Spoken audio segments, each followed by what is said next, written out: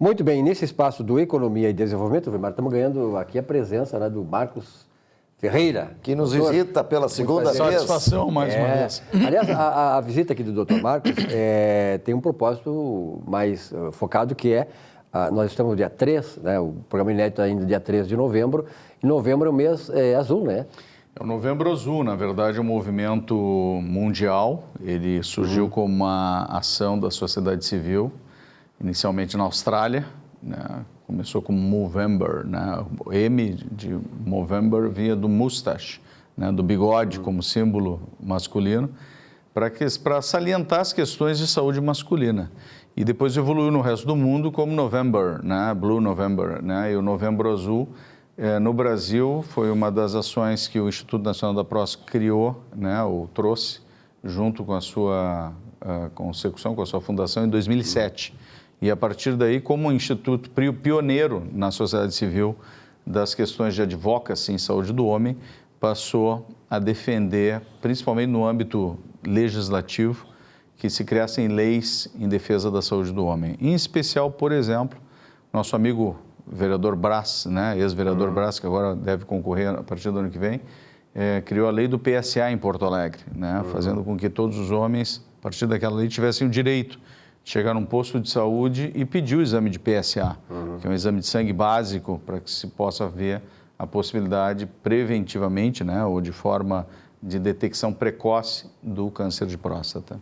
Doutor Marcos, o senhor é proprietário da clínica Clarté, é isto, não é? Mas o senhor tem uma atividade também dentro do Instituto, preside o Instituto, como é que se chama esse Instituto? Sim, Instituto Nacional da Próstata, uma entidade sem fins lucrativos, é uma OCIP, né, Organização da Sociedade Civil de Interesse Público, e que é fiscalizada pelo Ministério Público, né, e todas as entidades. Hoje está dentro da Nota Fiscal Gaúcha, inclusive, recebe recursos da Nota Fiscal Gaúcha. A gente sempre defende muito a questão da cidadania fiscal. Ganhamos um prêmio da Secretaria Estadual da Fazenda, né, como entidade promotora da cidadania fiscal, justamente por isso, divulgando a questão da Nota Fiscal Gaúcha como forma, inclusive, de fornecimento de recursos para entidades da sociedade civil que trabalham dentro de uma ótica de serviço para a população, né? E o Instituto trabalha fundamentalmente dentro da informação em saúde masculina, né? Dentro desse critério, nós oferecemos palestras, eventualmente assistência também em asilos, em especial. Tivemos um trabalho muito bonito no Padre Cacique, na Sociedade Porto Alegrense de Amparo ao Necessitado, na SPAM. Tivemos também uma ação na ACADEF, na Associação Canoense de Deficientes Físicos, sempre com o intuito de levar questões de saúde masculina e, notadamente, alguns aspectos também da saúde do aparelho urinário também nessa população. Doutor, sempre foi um tabu, né, Vilmar? Sim. Que essa questão do homem, sobretudo da minha geração, da nossa geração, né, Vilmar, de se submeter a... Em primeiro lugar, eu me lembro que a minha geração, meus avós, meus pais, eles dificilmente aceitavam ir a médico, não queriam ir a médico de jeito nenhum.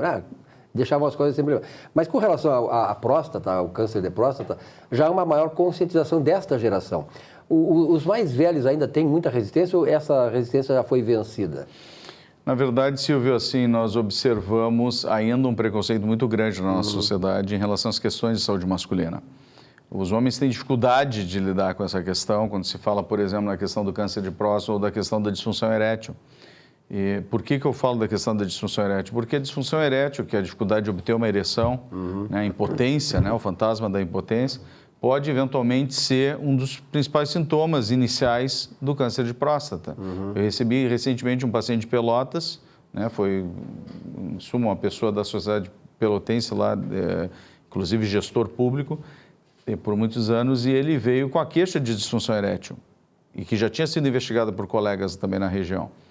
E uma pessoa de 60 e poucos anos com uma disfunção erétil que, na investigação que nós fizemos, nós descobrimos que tinha um câncer de próstata.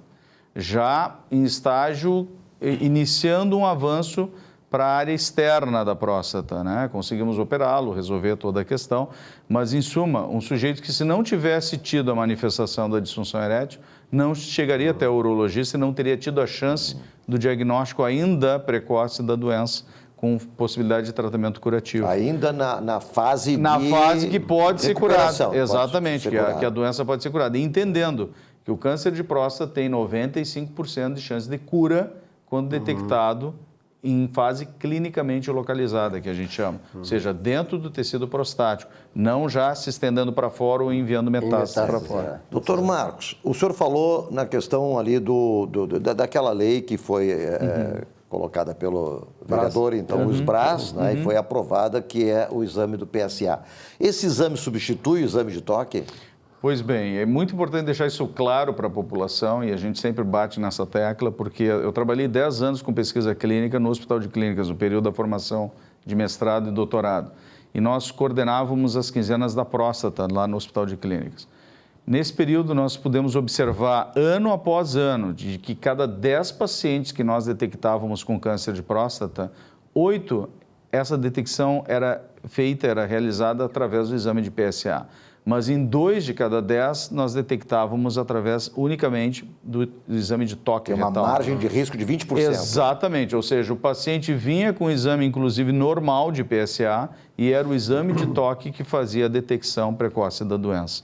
Então, é muito importante que a gente faça a aliança entre esses 2 métodos de detecção precoce para que a população masculina acima de 45 anos, 50 anos, tenha a chance de detecção inicial da doença. Bom, eu tenho uma boa notícia para o pessoal, que o Dr. Marcos estará com certeza mais tempo aqui, né, nos próximos programas, porque esse é um assunto importante e, sobretudo, nesse mês de novembro, para alertar mais ainda, conscientizar mais os homens dessa necessidade, né, doutor? Com certeza. A gente precisa ampliar cada vez mais os fóruns de discussão sobre a questão de saúde masculina, porque isso é uma demanda da nossa sociedade. Nós temos um estado que é o campeão na incidência de câncer de próstata. Nós temos uma cidade que, entre todas as capitais do país, é a campeã em incidência de câncer de próstata.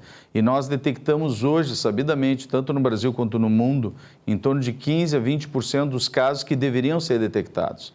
Então, nós temos um universo muito grande de pacientes aí fora que vão chegar no consultório já com doença avançada.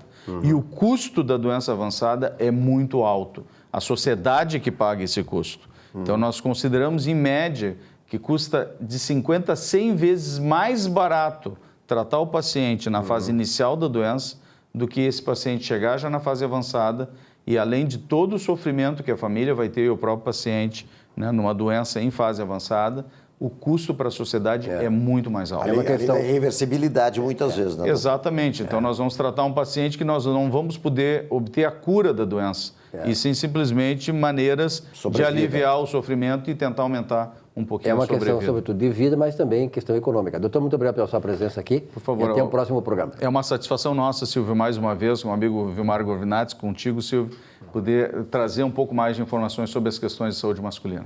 Muito bem, um rápido intervalo, já voltamos com o nosso Economia e Desenvolvimento.